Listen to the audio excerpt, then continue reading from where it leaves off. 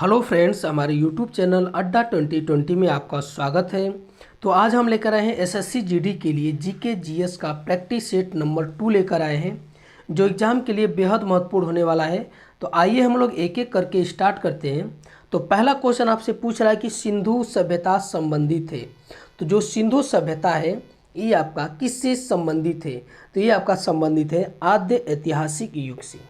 ठीक है, ये आद्य ऐतिहासिक युग से जो है ये संबंधित है सिंधु सभ्यता। आगे हम लोग देखते हैं, अगला क्वेश्चन है कि ऋग्वेद के तृतीय मंडल से संबंधित क्या सही नहीं है?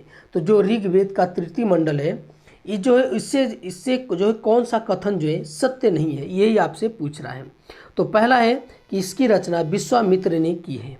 ठीक है, ये आपका सही है। जो ऋग्वेद के तृतीय मंडल की जो रचना किए हैं विश्वामित्र ने किए हैं। इसमें गायत्री मंत्र का उल्लेख है, ये भी सही है। यह सूर्य या सविता को जो है ये समर्पित है। ठीक है, ये भी सही है।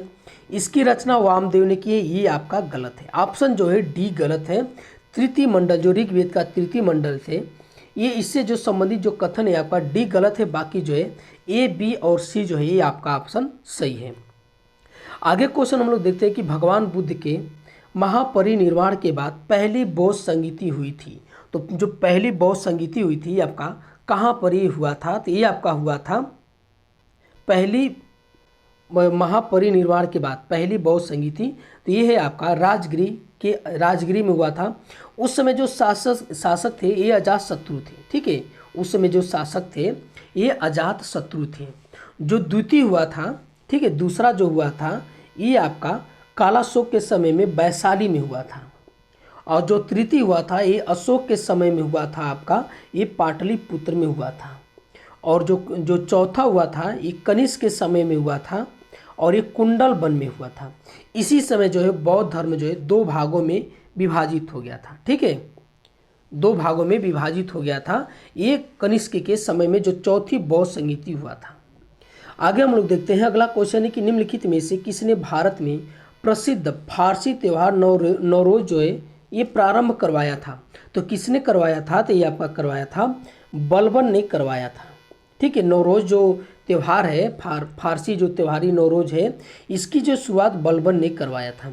बलबन जो है अपने दुश्मनों के प्रति लौह एवं रक्त की नीति अपनाया था। इसने एक प्रथा शुरुआत किया था सिजदा प्रथा। ठीक है, ये सिजदा प्रथा ये किसने प्रारंभ किया था? तो ये बलबन ने प्रारंभ किया था। ये भी एग्जाम में कई बार पूछे जा चुके हैं। आगे हम लोग देखते हैं, अगला क्वेश्चन कि शेरशाह सूरी का अंतिम अभियान निम्नलिखित में से किस राज्य के विरुद्ध था?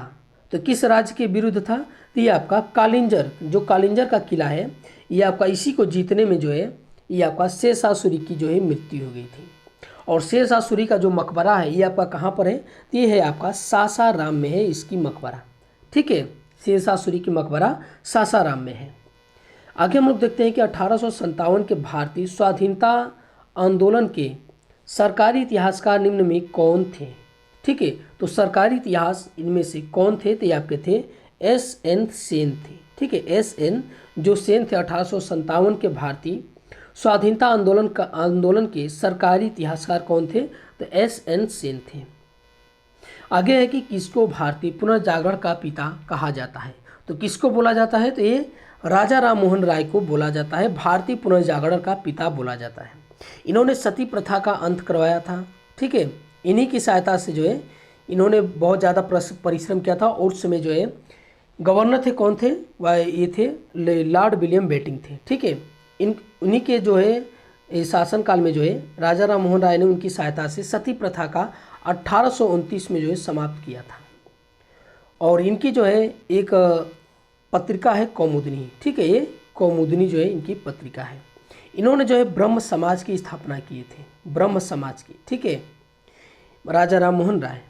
आगे हम लोग देखते हैं, अगला क्वेश्चन है कि भगत सिंह, सुखदेव और राजगुरु को किस केस में फांसी की सज़ा सुनवाई गई थी?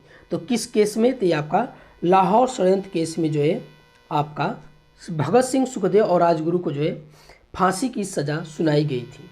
भगत सिंह का एक पुस्तक का नाम है, उनका नाम है उस रचना का मैं अनिश्वरवादी क्यों। ये कई बार एग्जाम में पूछा गया है कि मैं अनिश्वरवादी क्यों।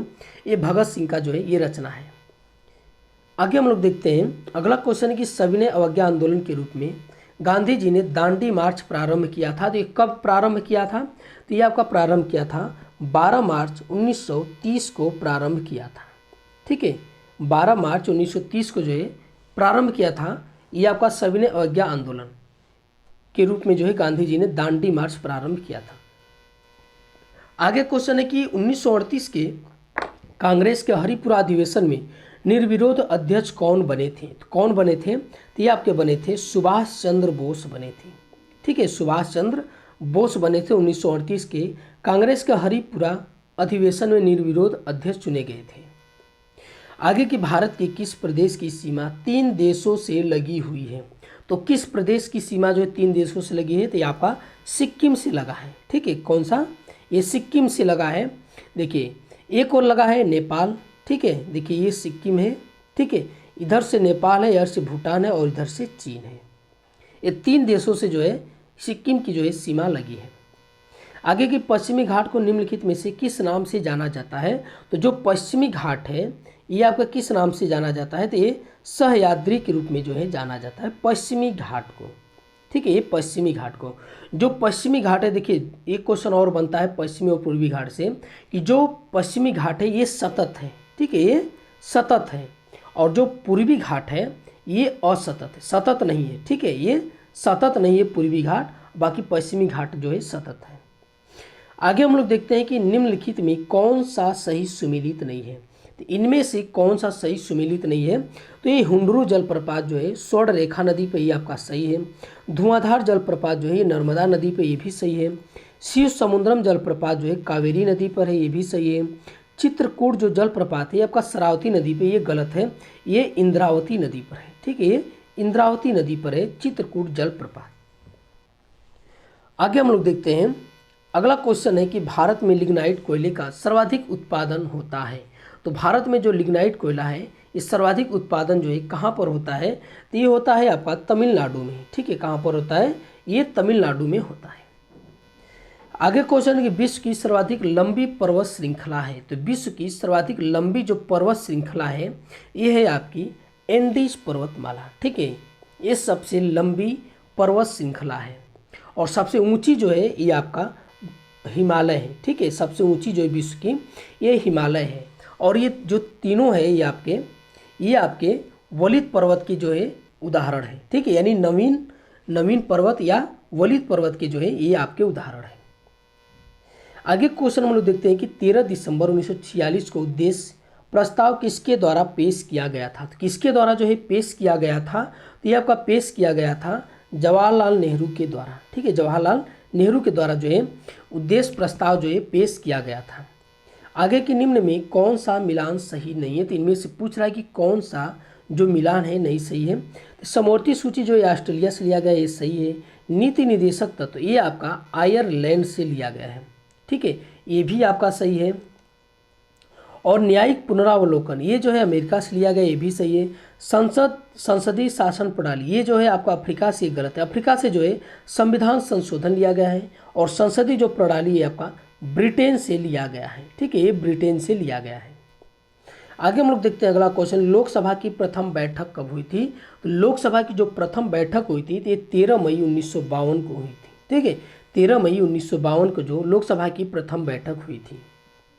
आगे हम लोग देखते हैं कि किस संविधान संशोधन द्वारा दल बदल से संबंधित 10वीं अनुसूची जोड़ा गया था?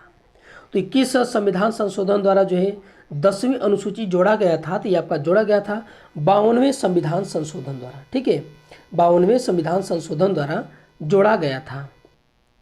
आगे हम लोग देखते हैं अगला क्वेश्चन है कि संसद के दोनों सदनों की संयुक्त बैठक किसके द्वारा आहूत की जाती है? तो ये किसके द्वारा आहूत की जाती है? तो ये आपकी किया जाता है राष्ट्रपति के द्वारा किया जाता है संसद के दोनों सदनों की संयुक्त बैठक। आगे हम लोग देखते हैं कि निम्नलिखित में कौन वायु प्रदूषण संकेतक पौधा है? ठीक है, वायु प्रदूषण संकेतक पौधा इनमें से कौन सा है? तो ये है आपका लाइकेन। लाइकेन को जो है वायु प्रदूषण संकेतक के रूप में जो है ये जाना जाता है लाइकेन को। आगे हम लोग देखते हैं अगला क्वेश्चन है कि रक्त समूह की खोज किसने किया था? तो रक्त समूह की खोज किसने किया था? तो ये आपका कार्ल लैड स्टेनर ने किया था। ठीक है, कार्ल लैड स्टेनर ने जो है रक्त समूह की खोज किए थे।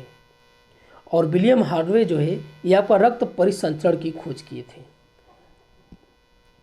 आगे हम लोग देखते हैं अगला क्वेश्चन कि दीर्घ रेडियो तरंगे पृथ्वी की किस सतह से जो है परिवर्तित होती है। तो किस सतह से जो है परिवर्तित होती है, तो ये आपका आयन मंडल से जो है ये आपका परिवर्तित होती है। ठीक है, ये आयन मंडल से होती है।